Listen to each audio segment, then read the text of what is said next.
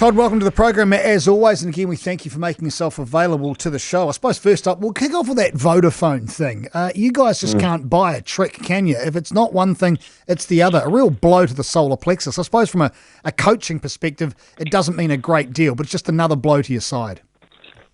Yeah, it's a blow to the club.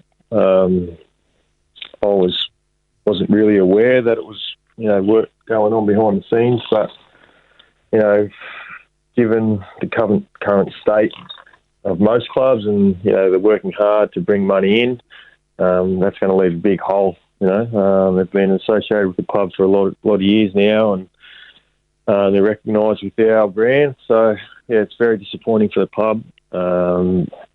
It's not great. First time I ever saw them play live, because I'm a Christchurch boy, when I moved up to Auckland 20-odd years ago, was versus the Sharks. I was in the Vodafone box, so close to my heart as well, so not ideal. We'll talk about the teams, a couple more things after that, but let's look at that team. You've got a couple of players ruled out. How bad is the head knock for Kieran and Herbert at a torn hamstring? Is that season ending, do you think? Is that right? Sorry, you just cut out. Is that season ending, do you think, or not? Oh, look, it didn't look great. He wasn't moving well. In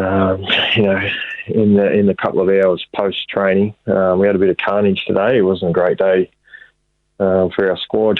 So Paddy did his hamstring right at the very beginning of the session.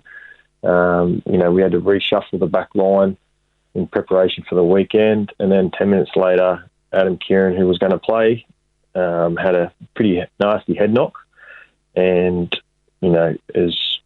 I'm not sure whether he's fractured his nose, but he's had to go to hospital. He's had to get a CAT scan.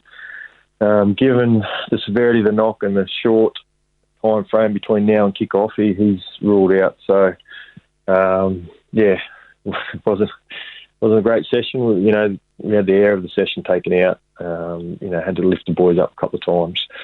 But given what's happened and, the past 12 weeks, we've had a lot of things that have gone against us, and to our boys' credit, they've just got on with it, and that's what they did this afternoon, and we'll dive into Sunday's match against the Dogs. Can I just expand on Adam? Was it head to ground? Was it knee to face, accidental clash? What happened? He clashed heads with Chanel. Chanel's under some doubt for the weekend as well. He'll have to pass a protocol and tick all the boxes day in, day out between now and kick-off to be able to play himself. Wow. And you add to that no katoa as well. So you've got slim picking. So slim, you've got a couple of relatively young guys on the extended bench in the form of Turner and Ale. And I'll be frank with you, never heard of them. Yep, so they're both yet to play first grade. Tommy Ali is a middle forward. He's got good feet, got an offload. He's a lot body shaped like Jazz Tavanga. Paul Turner, he's got some class about him. He's a utility back. He's, probably more suited to the fullback role. He's spent a bit of time in the halves in the State Cup. So he's some backup. And, the 21 names that we named today are all the fit bodies we've got available. So we've got to get on with it. You mentioned, I'd say you're glad you had to mention Chanel Harris-Tavita in that clash, but look at the effect that he had on the park last week. Who was it that he hit later on in the match? I thought he just absolute kamikaze. Was it Martin that he went at? Yeah, it was, yep, you're right. Part of the reason why I admire Chanel so much is that he goes after the game, and he was trying to turn the game from a defensive point of view for his team and come up with something, and took on, I wouldn't say a bigger body, but, took on a forward and tried to lift his team and went after it. So, it was spectacular. And, fingers crossed he gets through the next few days. Let's hope so. Look, we're joined by Todd Payten, interim coach of the Vodafone Warriors. No one likes a loss, but on a scale of 1 to 10 as far as joy, it was a pretty joyful loss. A couple of opportunities were given, and the Penrith Panthers took them. But your guys, which has been proven the point of recent times, refused to bow down, refused to give up, and were in it right to the end. There's a lot to like about that, Todd. Yeah, we can take a lot of positives out of that, Das.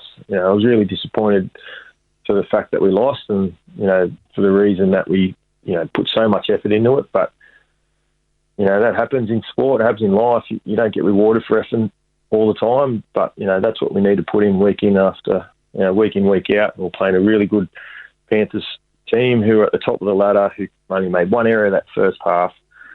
I think we had to defend 12 extra sets. Yep. They forced 9 dropouts. They had 130 more plays with the ball than us, but we play tough, and I've been asking for that for quite a while. And I've said a few times before, we've been building. So we're doing some good things. Yeah, I am frustrated that we lost, and I'm disappointed that for the guys that they didn't get rewarded. But we put ourselves in the game. Game of inches, as they say. There was the Crichton intercept, I think it was, later on in the piece. Yeah. There was a missed pass out on the left flank when things were looking pretty tasty. But those minor things to beat the premiership leading, the runaway premiership leading team, those things have to click. Yeah, you're right. The lesson we can take out of it is that for us to beat those top sides, we have to take those opportunities that presented to us. I thought we turned the ball over 2 or 3 times when we're just starting to build some pressure, and you saw it against the Roosters. We did the same thing, and the Roosters completed and did the right things at the right moments. Same with Penrith, and that's to learn for us. Yeah, that's it. We got it next week against the Bulldogs, who actually finally had a performance over the weekend. So that's not going to be easy pickings by any stretch of the imagination. And it's a Sunday game. You think you guys are prepped for that, for the long break? Sounds like you're going to need it. Yeah, we're going to need it every minute available between now and kickoff. Look, we've prepped. Our last 2 games have been in miserable conditions. Hopefully, it's dry for our lads on the weekend. They're a pretty handy footy side. I know they're not getting results, but they never beat themselves. They've had some close losses in the last month. A couple of guys are starting to play some good footy for them, and Kieran Foran, Meaney at the back, and as a forward pack, they just run hard and they compete. So you got to admire and respect the way that they've gone about it, through the season. Lachlan Burr said today on the Zoom call that he's not turning up for the Warriors next year. You're going to sign him for North Queensland, are you, Todd? Is that right, is it? That's what he said. He's not coming back next year. Oh, it's news to me. That's disappointing. There you go. A couple of other things from the game last week. The racial attacks last week. From so-called Warriors fans. No one wants to hear stuff like that. How's that gone down around the team? What's your response to that? Oh, we were pretty surprised and shocked and really disappointed. That's definitely not what we stand for as a club. We have a multitude of backgrounds and cultures and races within our organisation. We're all about inclusiveness. So to see that go on is, really disappointing. Really disappointing. I feel for Brent. Feel for the Panthers, and it's not good for our game. It's really disappointing in that regard. So I can categorically say that that's not what we're about. And we just move forward.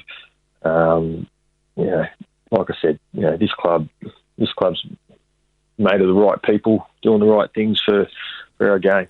And one last thing, still not on a great note, there's people been masquerading as Warriors trying to get you into trouble for COVID. What do you know about that? That's one of the more bizarre stories, and plenty of them come out of the NRL that I've heard of recent times. Yeah, so around town, there's people signing at different places using our names. A couple of people have also been in trouble at pubs and bars and told security and staff that they're with the Warriors. So it's really frustrating. I just know that we're doing the right things. We're strict on our protocols. Boys are very clear on what's expected of them. And, I can assure all our members and all our supporters that that's not us. Sunday afternoon, Vodafone Warriors. The Vodafone Warriors, hear that, Telstra? They take on the Canterbury Bankstown Bulldogs in Sydney. Very much looking forward to it. And as always, Todd Payten, we thank you very much for joining us here on Sports Talk.